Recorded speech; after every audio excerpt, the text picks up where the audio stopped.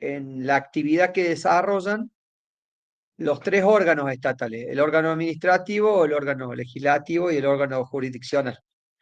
La clase pasada hicimos un pantallazo genérico sobre todas las funciones de los órganos estatales y en esta nos vamos a abocar específicamente a la cuestión de la función administrativa. Uno de los puntos que tengo allí para desarrollar es una derivación que hace el doctor Gordillo de la función administrativa por el órgano eh, gubernativo o el poder ejecutivo como antecedente necesario para llegar a una definición que él da de lo que es el acto administrativo. Y en esto yo les quiero preguntar para ver qué grado de desarrollo le damos a ese tema. Si en la diplomatura ustedes ya han visto acto administrativo, si supongo que sí, o por lo menos estará previsto en la grilla de docentes el tema, ¿no? Para desarrollarlo ampliamente.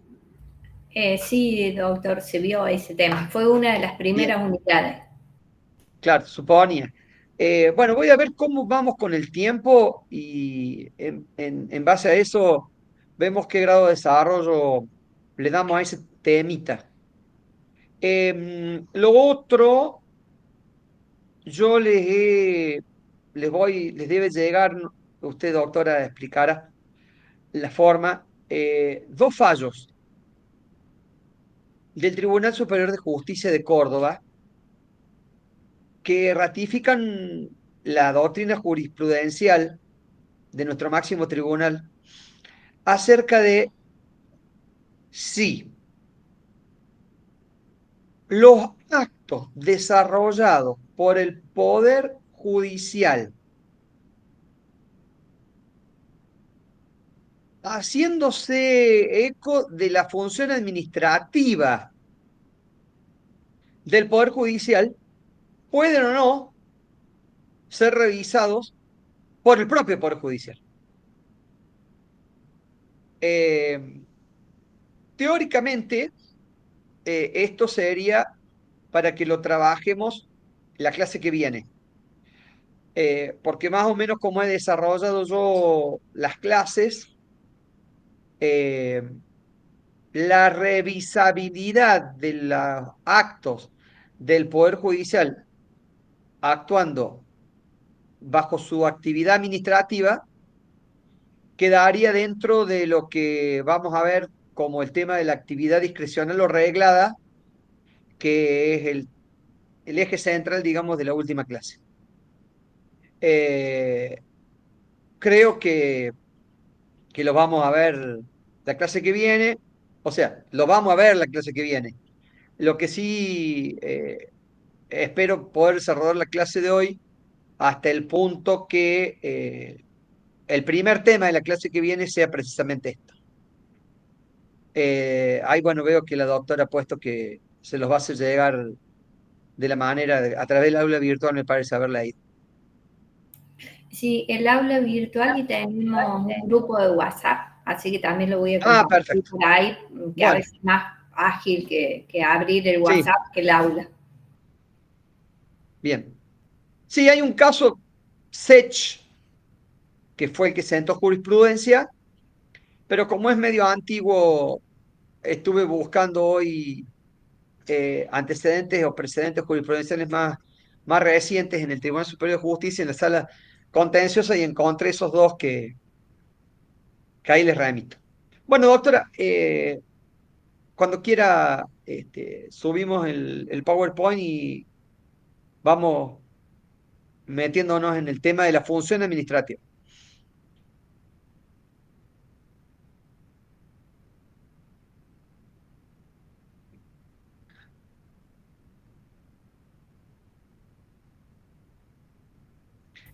Vamos a la primera.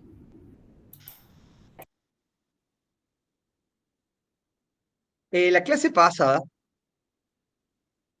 cuando definimos las funciones que asumían los distintos órganos estatales, que a modo de repaso, recordemos, era la función administrativa, la función normativa o legislativa y la función jurisdiccional. Y también, salvo un tema bastante recurrente que hoy creo que lo vamos a abordar también, acerca de si todos los órganos estatales desarrollan todas las funciones, con la discrepancia que hay con respecto a la función jurisdiccional. Lo concreto es que habíamos,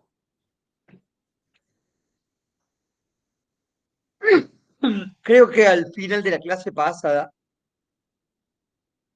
visto la postura de distintos autores sobre las funciones administrativas. Y creo recordar que habíamos buscado definiciones, no sé qué pasó. Ah, Ahí se está viendo, doctor, no, yo no ¿no? estoy viendo la primera. Bien, deme un Ahí va. Eh, habíamos visto que distintos autores nos definían qué es la función administrativa. Desde el maestro Gordillo, pasando por Manuel Díez y también Marinhoff, me parece, junto con Casañe, los autores más importantes que en Argentina tenemos sobre derecho administrativo. Vemos que la función administrativa es definida como allí vemos, no lo voy a leer, por estos tres grandes autores que yo elegí para este tema. Vemos que los tres nos hablan de actividad, fíjense, la función administrativa como una actividad que desarrollan quienes, los órganos estatales. Esto podemos tomar como eh, puntos en común. Gordillo nos dice que la actividad de la función administrativa es toda la actividad que hacen los órganos administrativos y además la propia que hacen el legislativo y el jurisdiccional, restándole los que son intrínsecas de ellas mismas. O sea, vamos a tratar de traducirlo a Gordillo, que falta de respeto, ¿no? Pero Gordillo nos dice, todo lo que hace el órgano administrativo es función administrativa. Con respecto a los órganos legislativos y a jurisdiccional, será función administrativa todo aquello que hace el órgano legislativo, excepto lo intrínsecamente legislativo, y será administrativo, función administrativa, todo lo que hace el órgano jurisdiccional, excepto la función intrínseca que tiene, que es la jurisdiccional. 10 se enfoca más en, fíjense, decir lo que es la función administrativa, la actividad funcional, pero con un fin, satisfacer las necesidades colectivas en forma directa, continua y permanente, sujeta al orden jurídico concreto. O sea, 10 habla de que la función administrativa tiene un límite, que es el orden jurídico. O sea que, ya lo vamos a ver más adelante, podemos desarrollar esto, es una actividad de los órganos del Estado sublegal y podríamos decir subconstitucional, porque está limitada esta actividad por el marco que nos da el orden jurídico aplicable. Merinhoff también nos dice, como 10, que es una actividad permanente, concreta y práctica del Estado, que también satisface el mismo fin y de los individuos que lo integran. O sea, eh, Merinhoff no habla de los límites y sí eh, se detiene un poco más en la finalidad que tiene que tener la actividad eh, de la función administrativa. Esto a modo de repaso, digamos, de la clase anterior, que nos sirve como una introducción para abordar el tema específicamente. Doctora, si usted puede hacerlo, le pido el próximo. Bien. Voy entonces a ver concretamente la relación que hay entre el derecho administrativo y la función administrativa. Voy a seguir para este tema al doctor Altamira Quijena, creo que ya le dije la clase pasada, gran administrativista de Córdoba, y hasta hace pocos años, cuando se jubiló, titular de la Cátedra de Derecho Administrativo de nuestra Facultad de Derecho de la Universidad Nacional de Córdoba. Altamira Quijena tiene un libro eh, que es como el manual que siguen alumnos y profesores en la cátedra, que se llama, si no me falla la memoria, Lecciones de Derecho Administrativo. Y ahí al abordar el tema este que nosotros estamos tratando, él prefiere citar al extinto profesor uruguayo Sayagues Lazo, que define al derecho administrativo, al derecho administrativo, lo define como la parte del derecho público que regula la estructura y el funcionamiento de la administración y el ejercicio de la función administrativa. De esta definición de derecho administrativo nosotros extraemos como conclusión, no lo hacemos nosotros, lo hace Altamira Quijena, que la función administrativa entonces es uno de los objetos de estudio del derecho administrativo. Este mismo autor uruguayo, Sayagues Lazo, siguiendo a su vez doctrina francesa de Bonnard y Duguit, el gran profesor Duguit, definen a la función administrativa como la actividad estatal que tiene por objeto la realización de cometidos estatales en cuanto requieren ejecución práctica mediante actos jurídicos que pueden ser reglamentarios, subjetivos o actos objetivos bajo condición y operaciones materiales. Ahí yo les he puesto la definición de Sayagues Lazo en el PowerPoint y verán que es bastante más compleja que las que habíamos abordado al principio de la clase. Tenemos entonces que el estudio de la función administrativa es de trascendental importancia para el derecho administrativo. Y vamos a participar entonces de la idea de que esta actividad administrativa puede ser realizada, como hemos visto en la clase pasada, no solamente por el órgano administrativo, sino también por los órganos legislativo y judicial.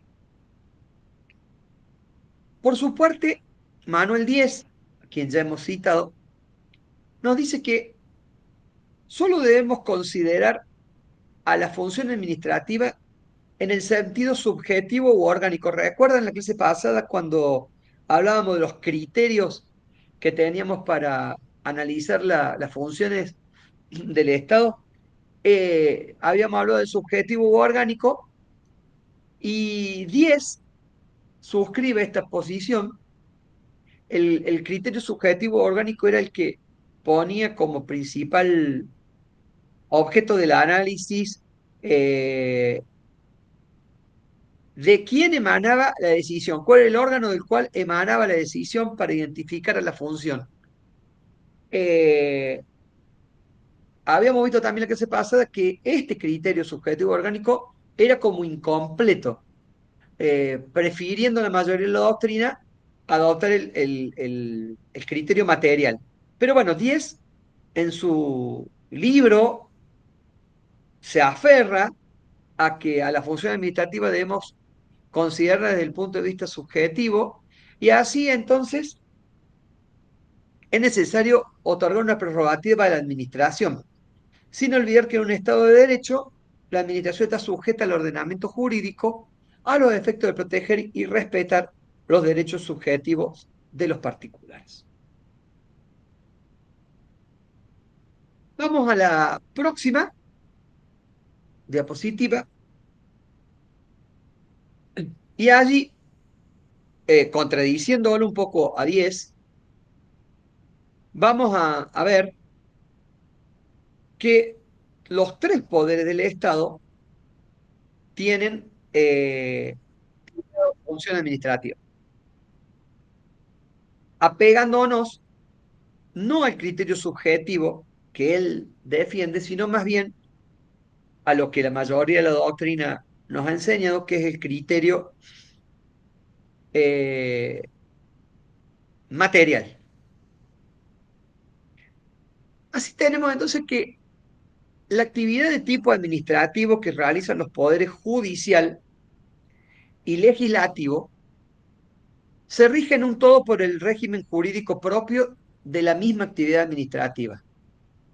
No corresponde, en principio, aplicarle a estos dos poderes el régimen jurídico de la función jurisdiccional y de la función legislativa, aunque se trata de estos dos poderes.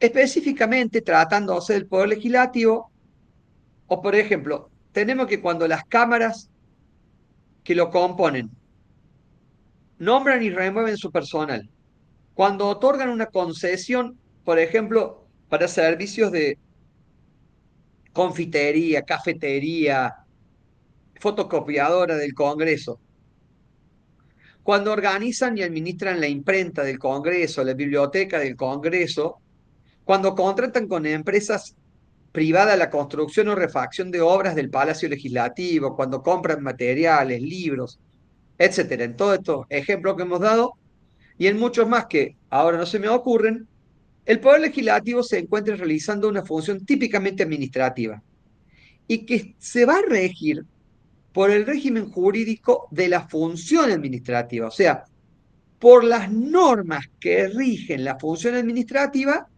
en la órbita estatal, no por aquellas normas que rigen el andamiaje legislativo de este órgano. Verbigracia, a modo de ejemplo, no se va a regir por el reglamento de la Cámara de Diputados, por el reglamento del Senado, o por normas que dicte el órgano legislativo actuando en función legislativa, sino que se va a regir para todo este tipo de actividades, cuando cumple función administrativa, realiza actividad administrativa, por la normativa propia de la función administrativa de toda organización estatal. De igual manera, tenemos con el Poder Judicial. El Poder Judicial, al igual que el Poder Legislativo, realiza una enorme cantidad de funciones de tipo administrativo. Un poco hablamos la clase pasada de esto. Nombramiento, dirección, remoción de su personal, suministro de papel, libros, máquinas, muebles, también construcción de obras, la edición, la publicación de todos los fallos, las sentencias que emanan del Poder Judicial, alquiler o compra de edificios para que funcione determinado juzgado, cualquier otro ejemplo que a ustedes se les ocurra que tenga que ver con la función administrativa, constituye un ejercicio de la función administrativa efectuado por el Poder Judicial. Bueno, la normativa que va a regir todo el ejercicio de la función administrativa del Poder Judicial también va a estar dada por el régimen jurídico propio de la actividad administrativa del Estado. O sea, para que quede claro y tratando de traduciéndolo, toda la función administrativa y cualquier conflicto que se suscite sobre ella, tanto por el Poder Legislativo como el Poder Judicial, como obviamente la que desarrolle el órgano administrativo, se va a regir por eh, la ley de procedimiento administrativo, tanto en el orden federal como en el orden provincial, como por todos los decretos y reglamentos que eh, reglamentan ese ejercicio. Obviamente, más allá de estos ejemplos que hemos dado puntuales de función administrativa del órgano judicial y del órgano legislativo, sabemos que el poder administrador es el que realiza la mayor parte de la función administrativa del Estado.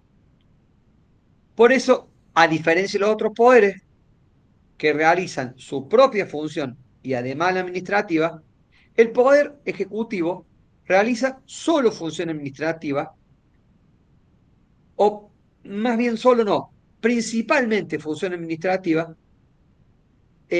no correspondiéndole, si nos vamos a pegar a un criterio jurídico formal, ningún tipo de otro tipo de funciones, ya sean normativas o jurisdiccionales.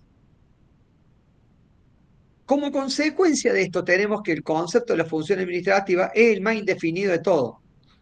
No tiene, a diferencia de las demás funciones, un contenido único y por lo tanto es donde más ha polemizado la doctrina y hasta le diría la jurisprudencia.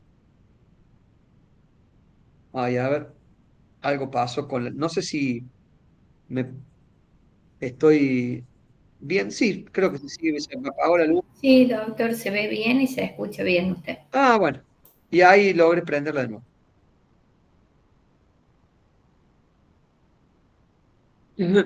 Em, la doctrina que yo prefiero seguir contradice un poco a Gordillo y a Diez. Eh, Creo que las corrientes modernas de derecho administrativo son más amplias y admiten que los tres órganos del Estado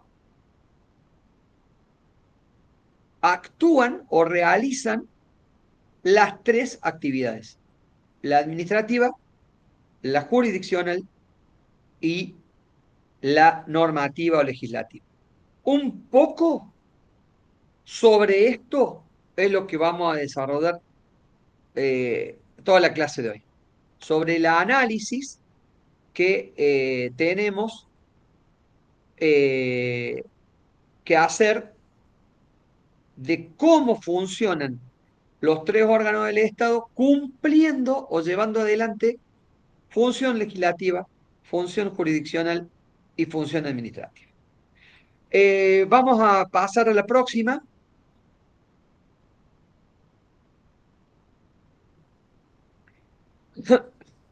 que es aspectos generales de la función administrativa. Allí vamos a ver, incluso como respaldo de nuestro análisis, alguna jurisprudencia de la Corte. Recuerden que dijimos que Manuel Díez afirmaba que el derecho administrativo debe considerar a la función administrativa en el sentido subjetivo orgánico. Sin embargo, nosotros creemos, contradiciéndolo a Díez y también a Gordillo, porque al fin y al cabo Díez Neto sigue a Gordillo, que para la determinación de las funciones estatales debe imponerse el criterio material, lo que nos permite a nosotros llegar a la conclusión de que existe función administrativa en los tres poderes del Estado, tal como ha reconocido la mayoría de la doctrina, tanto nacional como extranjera, la jurisprudencia y también algunos ordenamientos provinciales, entre ellos constituciones provinciales. En este orden hay interesantes precedentes jurisprudenciales vinculados al ejercicio de la función administrativa, desempeñada por el Poder Legislativo y también a la función administrativa desempeñada por el Poder Judicial. Me voy a detener primeramente en una causa que llegó a la Corte, la causa Persoglia. Ahí yo les he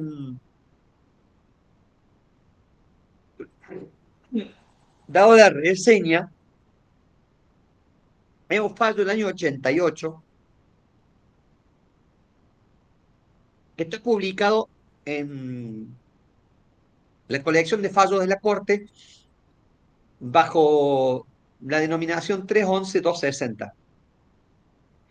Tal vez entre abogados con mayor grado de desarrollo litigioso, no haga falta aclarar eh, qué significa o cómo se entiende la cita del fallo. Pero no tengo ningún inconveniente si alguno de los alumnos eh, de la sala no tienen claro de desarrollar brevemente una explicación de qué significa. Ustedes me dirán, ¿sigo o hace falta que desarrollemos cómo se hace la cita de los fallos de la Corte?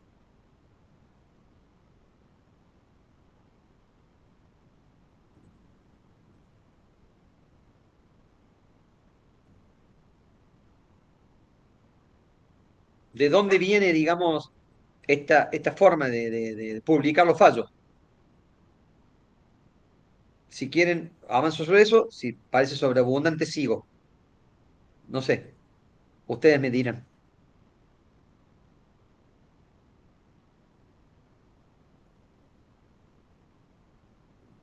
Elvio, ¿querías decir algo? Ah, No, no sé si la mayoría de los que estamos en la clase le interesa, porque si no estamos todos en silencio y el profe no sabe qué hacer. La cita, digamos, de los fallos, lo digo lo más breve que pueda. Ustedes saben que en virtud de los principios republicanos de gobierno, uno de los que sustentan la República es la publicidad de los actos de gobierno. En este caso, eh, tiene que ver íntima o intrínsecamente con aquello que la ley se presume conocida. ¿Por qué? Porque es una obligación del Poder Ejecutivo y también del Legislativo publicar las leyes y los decretos en el boletín oficial. Y a partir de su publicación, salvo que exprese lo contrario o que rija el cómputo de los plazos que el Código Civil establece como legislación de fondo, a partir de ese momento la ley se presume, no se presume, se impone como obligatoria. Bueno, el Poder Judicial tiene también que cumplimentar este precepto constitucional que hace la esencia republicana. Entonces, la publicidad de sus actos de gobierno es ni más ni menos que dar a conocer las sentencias de la Corte. Entonces, desde época señera, la Corte publica sus fallos. ¿Cómo lo hace? En una colección que se llama Fallo de la Corte Suprema de Justicia de la Nación. Entonces, cuando ustedes ven una cita, que acá la van a ver en esta diapositiva dos veces, la van a ver en el fallo Persoglia, y si un poco más abajo ven, también yo puse la cita del fallo Charpin. Eh, Cuando ustedes vean esta cita, significa que el fallo, en este caso Persoglia, nosotros lo vamos a encontrar en la colección de fallos de la Corte Suprema, en el tomo 311, eso significa, y en la página, dentro de ese tomo, en la página 260. Si ustedes quieren acceder al fallo, ya sea digital o de manera soporte papel, lo tienen que buscar de esa forma. Van a la colección de fallos de la Corte, buscan el tomo 311. Dentro del tomo 311, la página 260, y ustedes van a ver que ahí comienza el fallo, en este caso Parsogle. De igual forma, abajo,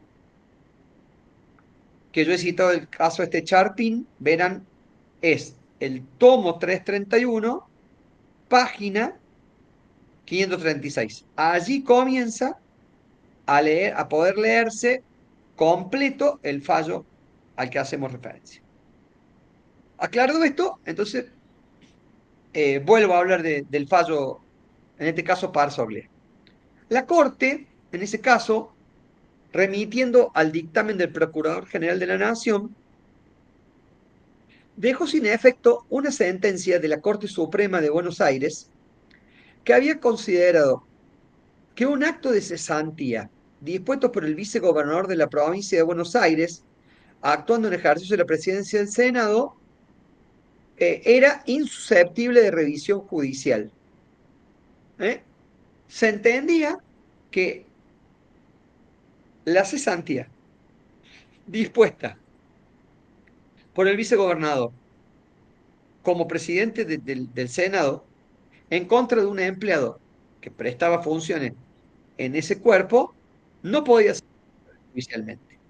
Y esto fue avalado por la propia Corte Suprema de la provincia de Buenos Aires.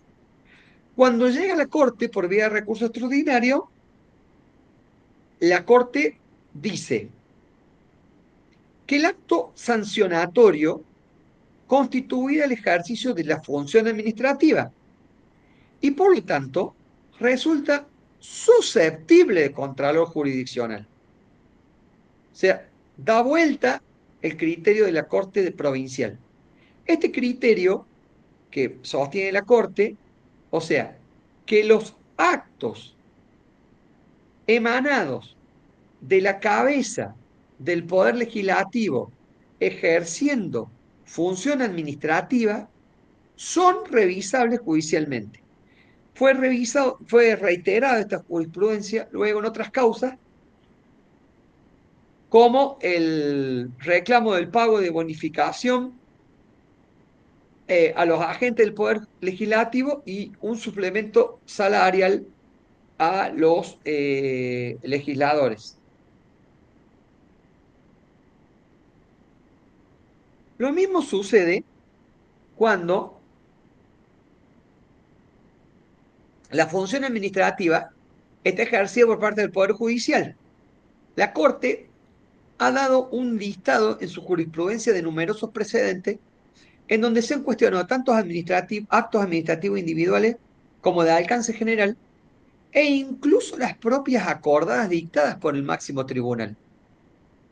En ese marco, la respuesta de la Corte ha ido variando de acuerdo a si se atacaban actos administrativos emanados del Poder Judicial de una provincia de aquellos otros que eran dictados por autoridades jurisdiccionales federales. En el primer caso, o sea, cuando se revisan actos administrativos emanados del Poder Judicial de la provincia, la Corte ingresa al control generalmente, admitiendo la revisión judicial de ese tipo de decisiones. O sea, la Corte se asumía como un poder jerárquico que tenía la potestad de revisar actos dictados en consecuencia de la función administrativa de poderes judiciales. O sea, poder judicial revisando actos de otro poder judicial. Pero claro, la Corte entraba a estos casos porque consideraba que como cabeza del poder judicial federal estaba por encima de los poderes judiciales provinciales, en el marco del reparto de competencias que hay entre el Estado federal y los estados provinciales. En el primer caso, la Corte era reticente a analizar casos que cuestionaban la función administrativa de el Poder Judicial Federal, ya sea que este Poder Judicial Federal sea ubicado en las provincias o incluso la propia justicia nacional que funciona en el marco de la Ciudad Autónoma de Buenos Aires. Ustedes conocen que en el marco de la distribución de competencias del Poder Judicial, hay todo un debate acerca de quién ejerce la función jurisdiccional judicial en el marco de la Ciudad Autónoma de Buenos Aires.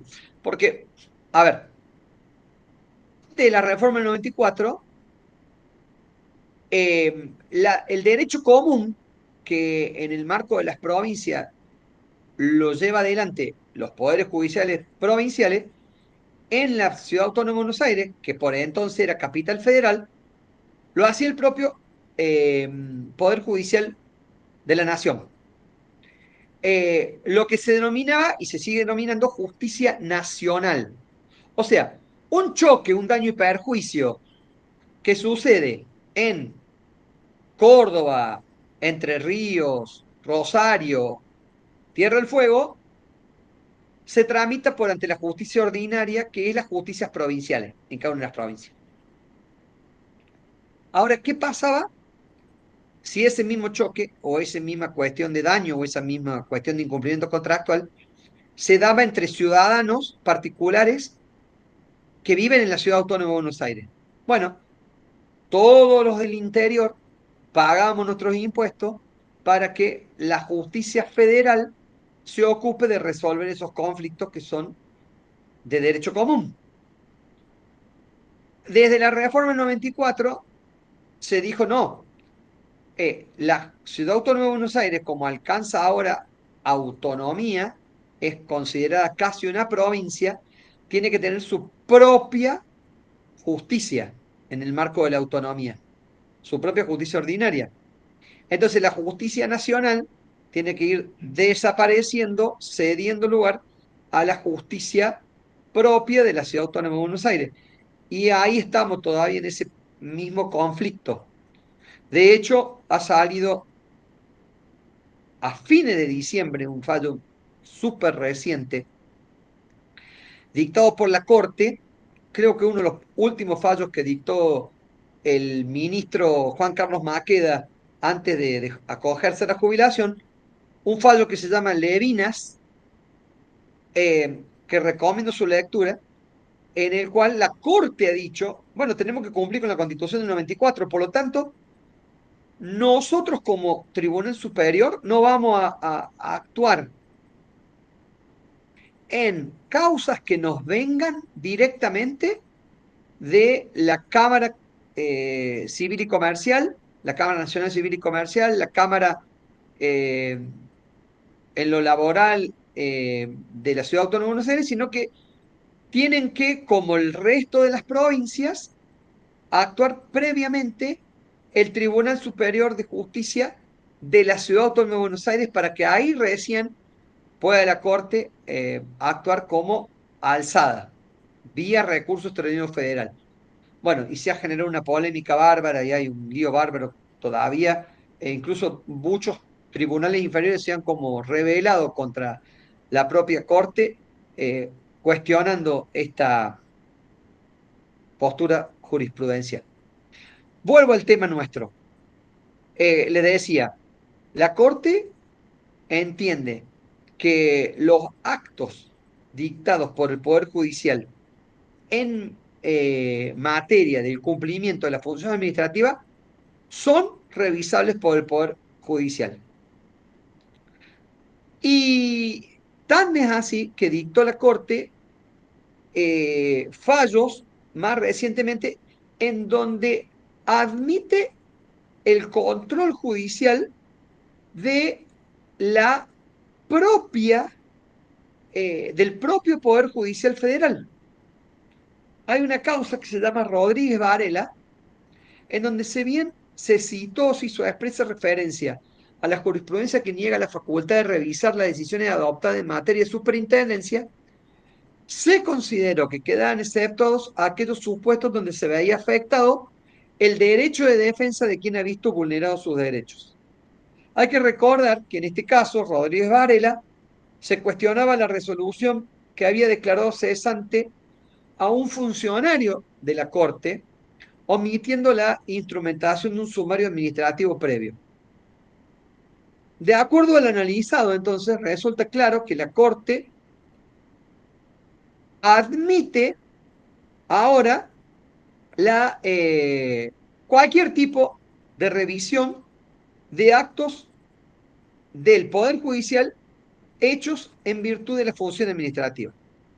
Esto quedó claro en ese fallo Charpin que allí les he puesto en la diapositiva, cuando la Corte ha dicho, en el año 2008, que todos los actos administrativos dictados por el Poder Judicial, cualquiera sea su jurisdicción y competencia, son revisables judicialmente. Les leo una partecita de este fallo Charpin, que me parece que es muy propio para el tema que estamos estudiando.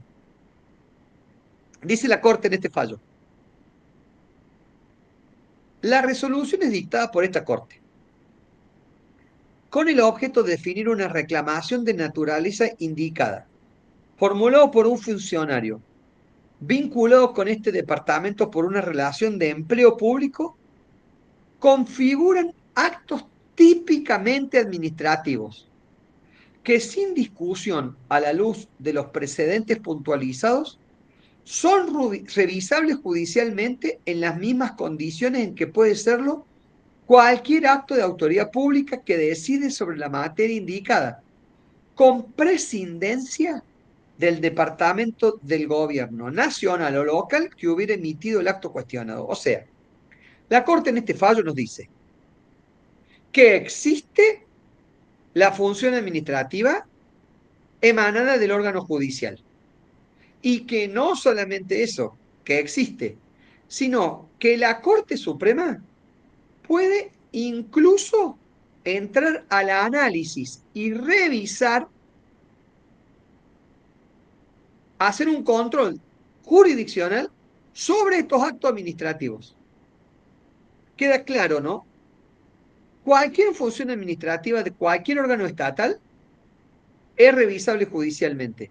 No es revisable, salvo por la vía recursiva, por supuesto, los actos emanados del Poder Judicial en virtud de la función jurisdiccional. O sea, yo puedo ir por vía del amparo o por vía contencioso administrativa ante el Poder Judicial, ante las cabezas del Poder Judicial, el Tribunal Superior de Justicia o la propia Corte, para lograr la revisión de un acto emanado en función administrativa. Y obviamente, para las decisiones jurisdiccionales, solamente me queda la vía recursiva, porque yo no voy a lograr que un tribunal de idéntica jerarquía se aboque a entender la revisión de una resolución como una sentencia o un auto emanada de otro tribunal, porque así estaríamos atentando contra la seguridad jurídica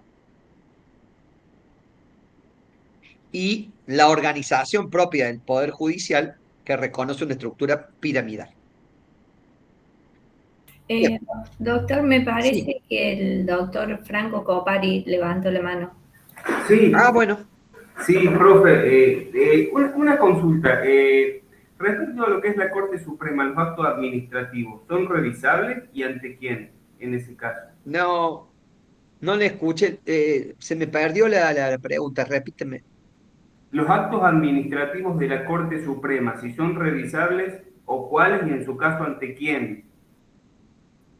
Bien, los actos administrativos de cualquier poder judicial, sea cabeza de poder o sea un tribunal inferior, a través de la jurisprudencia de estos fallos, Rodrigo Varela y Charpin, son revisables ante el órgano judicial competente para la materia. A ver, me voy a adelantar un poco en lo que tengo preparado para más tarde, pero me parece que está bueno, ya que usted lo preguntó, aclararlo acá. Nos vamos a situar en el lugar donde vivimos, que es la provincia de Córdoba. Y le voy a dar ejemplos concretos. Incluso más adelante vamos a citar fallos, y los fallos que yo les he dado versan sobre eso.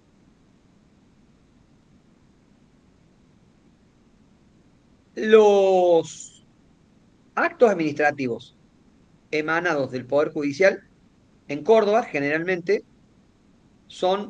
agotan la vía administrativa a través de resoluciones, actos administrativos dictados por el Tribunal Superior de Justicia, actuando en su rol de cabeza de poder. ¿No es así, doctor?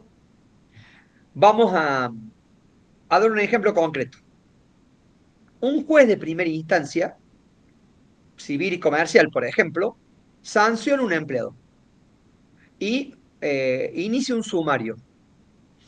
El mismo se tramita ante la oficina de sumarios del Poder Judicial, que esa oficina de sumarios tiene un nombre especial, una dirección, algo así se llama de sumario, termina con una resolución, un acto administrativo dictado por el propio Tribunal Superior de Justicia, cuando se agota la vía administrativa. Bien, esa resolución, ese acto administrativo emanado del Poder Judicial, en nuestro caso, la cabeza del Poder Judicial, o sea, el Tribunal Superior de Justicia, es revisable judicialmente a través de las acciones específicas que la ley de procedimiento y el Código Contencioso Administrativo prevén, en nuestro caso concreto, que son dos: la acción de plena jurisdicción y la acción de ilegitimidad. ¿Ante quién van a tramitar en primera instancia? Ante la Cámara en Contencioso Administrativo, que tiene competencia según la jurisdicción. En la primera circunscripción judicial, que tiene a la ciudad capital de Córdoba y a las sedes judiciales que podríamos denominar del Gran Córdoba: Río Segundo, Altagracia, Jesús María, Carlos Paz, no sé si alguna más, creo que son esas nomás, actúan como competencia originaria la Cámara Contencioso Administrativa, ya sea de primera, segunda o tercera nominación, que están ubicadas en la ciudad de Córdoba.